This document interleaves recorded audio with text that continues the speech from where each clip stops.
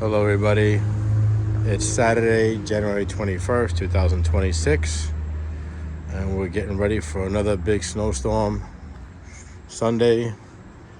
So we got this bulldozer to get ready to do the existing snow in the parking lot and the upcoming snow. So which will be taking the snow and putting it over the fence down to the abandoned train tracks.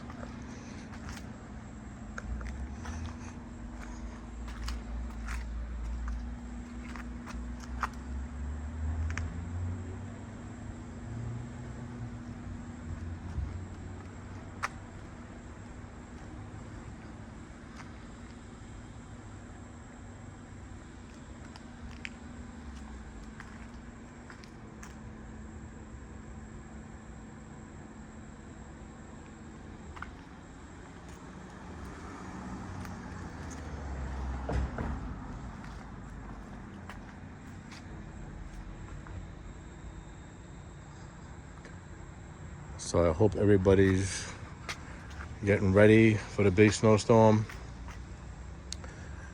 Get all your supplies now, get everything in order. But who knows, maybe it will just pass us through. But we just came prepared anyway. So we have these two attachments for it.